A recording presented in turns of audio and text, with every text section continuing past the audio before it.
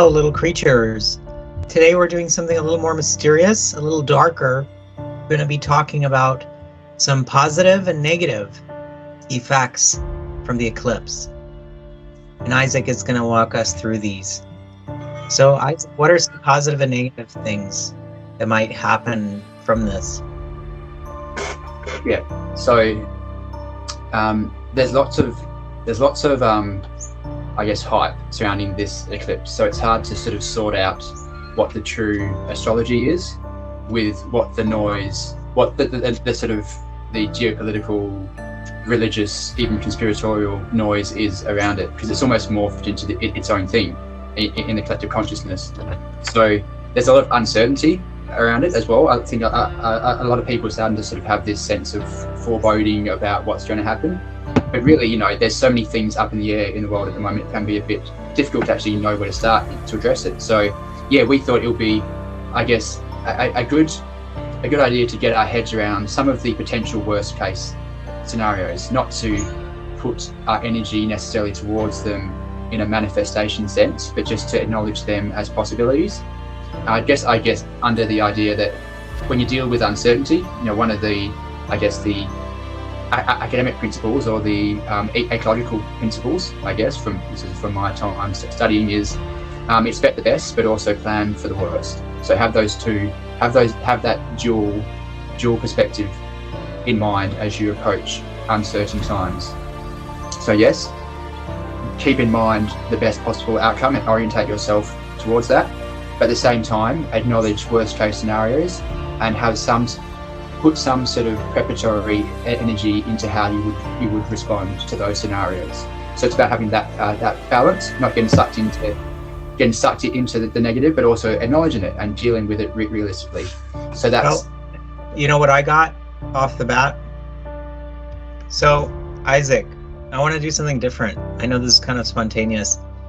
I want you to because I have an interpretation. I want to see if your interpretation matches mine. I got this in regard to what's going to happen after the eclipse. Just let your mind and subconscious speak to you.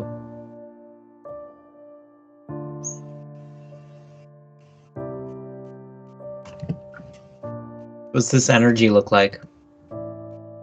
So I see a cup, which almost looks like a crown because it's upside down. A dove, looks like a bird. That could be, because it's almost like it's flying up, you could almost see it as a phoenix potentially. Maybe a dove, maybe also a phoenix rising up towards the heavens. They're the main thing that comes to mind. I sort of see, it almost looks like a cup almost also acting as a crown, potentially of a king. It almost looks like that there could be a throne there. Yeah.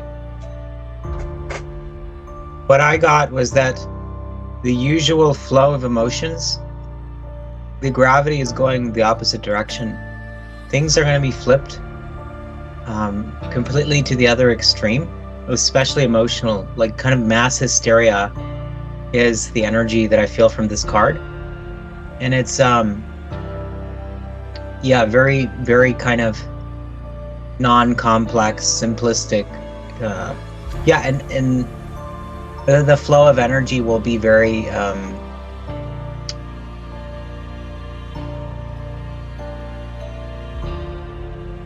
things are starting to move in reverse. Interesting. Well, this is going to be a Pluto in Aquarius eclipse still, and so one of the best descriptions of Pluto in Aquarius is this idea of madness, like the madness of the crowds, the madness of the collective. So hysteria, you said, there could be this sort of permeation of hysteria sort of within the collective, that you know, because we're just getting that initial taste of Pluto in Aquarius, which is, you know, I'm almost wondering, are they making everyone want to look at the eclipse so that they get the negative energy from it? Is that a possibility? Yeah. Well, I mean, if we look at eclipses, in particular solar eclipses, traditionally, that they were seen as omens. So people wouldn't. We see an interesting dichotomy between how we're dealing with eclipses and how the ancients did. They would lock themselves inside, bolt the doors, put the windows down, and just sort of enter a state of prayer, meditation, gratitude, but it wasn't something you sort of celebrated.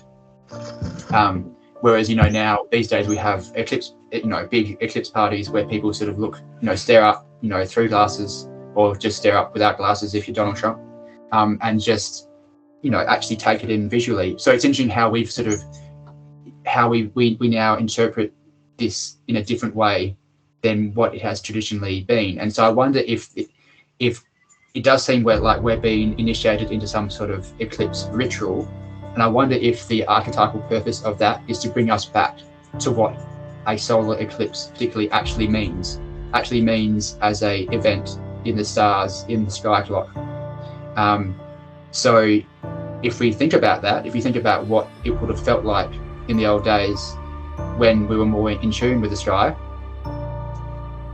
the sun literally went out. What happens when the lights suddenly go out? There's a bit of panic. There's this moment of uncertainty where it feels like natural order has been almost frozen or disbanded, or just like it, almost like it, the sort of boundaries which keep things in line have suddenly gone. So what we might see is this moment where things suddenly feel like they've been let loose.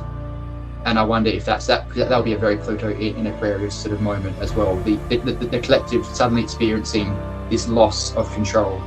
So I think that's one of the main things, just to get your head around. And then if we do get some manifestation of that, you're ready, and we are ready in the sense that we know it's a very temporary thing, because that's what an eclipse is. It's quite an intense experience when it happens, but it doesn't last long, and suddenly it's over, and suddenly the world is back to normal.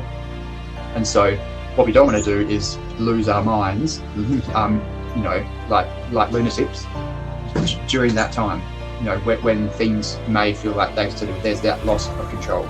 But just stay grounded, not panic, and just know that an eclipse passes. So yeah, that's one of the main preparatory things that I think we can do. And then I'm just going to run through a few different archetypal combinations that came to mind, stream of consciousness as possible, just to see where we end up, and to sort of really explore some of these sort of deeper nooks and crannies. So a few of the other conjunctions that are going on at the moment of this eclipse, one of the main ones is Jupiter-Uranus. So Jupiter-Uranus will be exactly conjunct on the 20th of April. So when the eclipse hits on the 8th, we're going to be in, getting close to the climax of that Jupiter-Uranus energy as well. For the most part, I'd see that as being very positive. It's this spontaneous orientation towards hope, optimism, liberation, higher mindedness, concepts of spirituality and religion. That's Jupiter, ruler of Sagittarius, and also at home in the 9th house. All those higher-minded spiritual pursuits all come to mind. We also, but if there's some shadow aspect, again, we're operating within Pluto in Aquarius here. The shadow aspect of that can be a radicalized form of religion. And we can see right now in the world how, Judaism, Christianity, Islam are all being radicalized in front of our eyes. We can see the radical elements, the extreme elements of them exposing themselves. And what we might see around the eclipse and then leading up to April 20 is sort of the peak of that radicalized religious energy. So just to sort of be mindful of that. So we've got there's a few other things which sort of are feeding into that. So we have this, this phenomenon that a lot of people have found, that the path of this eclipse sort of passes over or close to 7 towns called Nineveh. Add to that the fact that the eclipse itself, with the point on the sidereal zodiac, will be directly adjacent to the constellation of Cetus, I think it is, which is the whale. So that's Jonah and the whale. And Jonah is the person who is sent to Nineveh to preach. And Nineveh is to do with the idea of repenting, like judgment and repentance. And so, and I wanted to also present Steiner says that when, however, there is an eclipse of the sun, opportunity is given for evil, which is willed on the earth to spread over the cosmos. And he says that it's kind of like a pressure release valve for a time. There's some kind of dispersion that's happening. Very interesting. I was actually watching, our friend Julian did a video yesterday on eclipses and the royal family, and he actually said that there isn't much on eclipses in ancient astrology, but what is there seems to be that they're seen as potential events open to evil doings, I think was a way that he described it. So again, I think it's responsible to keep these options in mind. And Steiner also said the moon is the karma of the earth. Yep. So what would that mean? The karma of the earth is passing before the emanations of the sun. So there's it's like a resurfacing of karma, given that where it falls on the land, possibly. So I had like a reckoning with karma is what came to mind, because we have, if you see the moon as that karmic thing.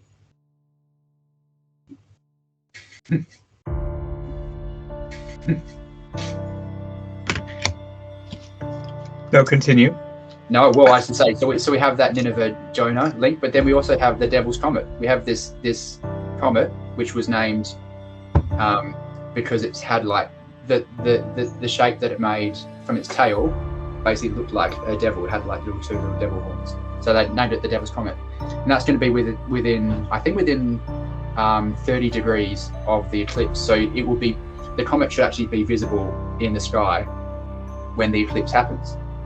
And so again, it's just these little things that seem to be getting chucked into this event, which give it this biblical, even slightly like apocalyptic flavor. Some of the keywords are downfall, deadline, border, end position, arbitrary, violent end. And this is the sun and moon in Gemini. So a fear of insanity, Mars, Saturn energy. Very Mars and Saturn.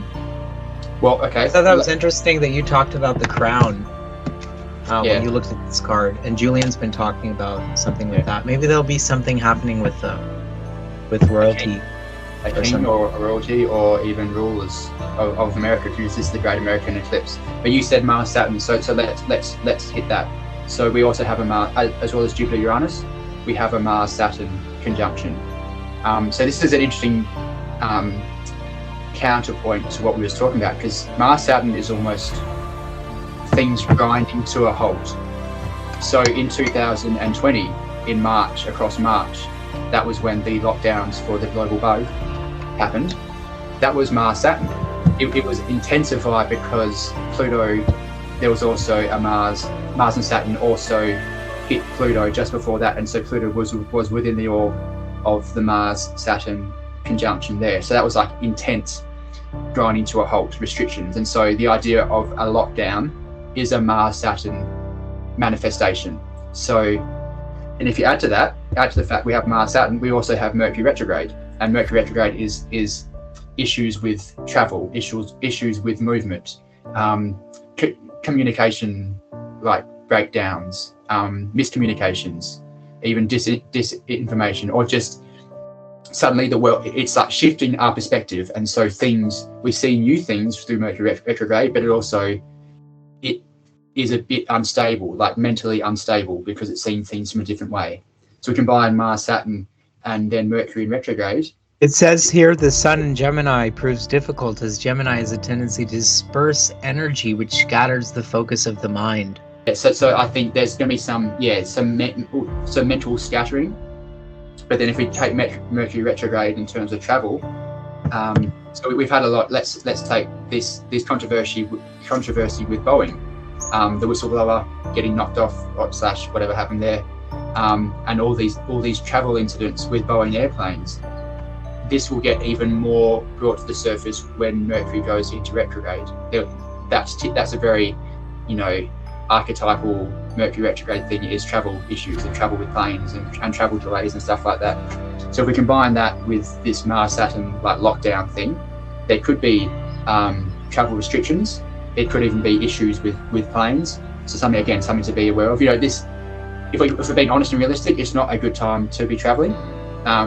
It doesn't mean you can't travel, but it will definitely be an intenser form of this Mercury retrograde potential travel issue. So again, be aware of this. A few other things to consider is the eclipse itself is going right over Texas, where the border is. It goes over Eagle Pass, which is one of the main hotspots of the border. So if we think of like this grinding to a halt, there might be quite significant changes at the border, particularly in America, to do with restriction and stopping things. So I think that's definitely a development which could happen linked into this Mars-Saturn conjunction, but then also with the eclipse passing right over Eagle Pass and where the border stuff is happening. So that's also a scenario to keep in mind about how these things, and if we see that it could be border restrictions or border closures more broadly, not just around Texas, but if this is going to be a global event, we could see that permeate around the world a bit more. So again, just something to be aware of. We might get this grinding to a halt thing, and so just keep in mind, if you have to be where you are at the eclipse on April 8th, if you have to be there for some short-term to intermediate period of time, just be ready for that. Make sure you've got everything that you need to be happy and content and at peace with wherever you are on April 8th. Not to make any drastic plans, but just to just to be open to the possibility that you might need to be in that place in a more restricted way for some period of time. That's what I'd be doing. What's the positive that's happening, do you think? The positive would be just knowing that you're going to be grounded in one place, and you can make the most of that. You can establish new rituals, new routines, explore different creative outlooks that are tied into that environment and tied into the theme of the world, the collective grinding to a halt. So it'll be an amazing opportunity to go within, to start new projects, to put really dedicated focus to something. So Mars Saturn is also endurance, high endurance, highly focused, highly disciplined, putting a lot of energy, a lot of willpower into discipline. That's Mars Saturn. So this will be an amazing time just to really put your mind, put your energy towards something in a really, really sort of full-on disciplined way. That's for me an obvious sort of like plus side about that archetype. So what I would say, sort of just tying that together with a few things. So if we tie Mars, Saturn, and sort of things coming to some sort of halt, combine that with Jupiter, Uranus. So Jupiter, Uranus is to do with technology, and so crypto. People often that leans to crypto, but also just AI, different forms of technology, social media, in some manifestation as well. And then if we add Mercury retrograde, we could actually have some sort of communication blackout or some sort of disruption to communication. And then we get, the good old 3 days of darkness, because we do have Jonah and the whale as well, so 3 days of darkness. They've been talking about that for over 1,000 years. I don't think it's going to happen. They've been talking about it that long. But there's a reason why. Presumably there's a reason why they're talking about it. We'll see. It's probably some more esoteric thing. So esoterically, it could well be the 3 eclipses. So the 2017, then the one last year, and then the one this year. So you could interpret that as 3 different days of darkness of American eclipses all linking together. So I say that's potentially the more astrological. But again, as above, so below. These things, just because an archetype is initiated in the sky, it actually probably means it will have some sort of very tangible manifestation in the real world. So again, I'm not saying there's going to be 3 days of darkness, just be aware. And if it is, just like, oh cool, we've got 3 days just to go, put our feet in the ground, not be on our phones, not be on social media, so just make the most of it. No, I don't think there's any harm in just playing out these scenarios, and then having that sort of plan, even if it's just a very sketchy mental plan in place. So that's just how I sort of saw that sort of 3 days of darkness it's definitely in the collective, isn't it? It's there. That just doesn't mean it will happen, but when people fixate on these concepts, it gives them a greater chance of actually happening. So I just sort of be aware of that that potential as well. Archetypally, if we're going to sort of look sidereally at this, so they're the other planetary conjunctions sort of at play. So let's get to the eclipse itself. If you look at this sidereally, yes, the eclipse in tropical will be in Aries, so the Sun, the Moon, and Chiron, and also Mercury will all be in tropical Aries. If you look in the sky, all of those planets, plus also Venus and Neptune, will all be in the fish, in the constellation of Pisces. So archetypally, we have, this is a Pisces eclipse. So there is going to be this symbology of the fish swimming through water in the depths. I was wondering why I got these two cards. I'm like, this one, it's literally Pisces, Neptune in Pisces, and the other one is Pluto and Scorpio. Isn't that amazing? These two cards came out. And what's amazing at the Thoth deck, they're each other. The King of Cups is the Knight of Cups, and the Knight of Cups is the King of Cups. It's like pretty phenomenal. Love it. So yeah, that's the positive that's coming out of it is like a lot of there's going to be a lot of self-redemption, self-sacrifice, grace, poetry, the more sublime, subtle emotional energies, a lot of dreaminess. Yeah. So we're going to go into a lot of possibilities and transformation, and that's the good of what's happening in this time. The old is being burned away, and the dreamers will arise and dream a different future from the transformation. That's how I see the positive side of this eclipse, based on the tarot. I love it. Yeah. Beautiful. I just see us as like, how can we most channel a Pisces eclipse moment? Is just the fish just swimming through the sea, finding our way, light, connected to everything, but letting it sort of wash over us and letting us pass through it unharmed. That's how I see, I see us swimming, even though we might be in the deepest depths of the ocean, because this, the eclipse is right in the heart of Pisces. It's sort of where the two fish join. You actually see sidereally, you can see it's almost that cord which ties the fish together. That's exactly where the eclipse will be. So it is, there's a lot of spirituality, a lot of deep spiritual potency to this eclipse and to this moment. And so we lean into that, and we embrace those depths, those archetypal depths, and we're comfortable swimming through them. The nakshatra, so the Vedic nakshatra where this eclipse will be occurring, is called Revati, and it's peace. It's the wayfinder, it's the guide, it's nourishing, it is peaceful. It's one of the most peaceful, if not the most sort of peaceful lunar archetypes that wow, that's amazing. And so it's this idea of like, I would love to wrap this video up and you to talk about all of that in another video. So I'm gonna end this one right now. So thanks everyone who joined.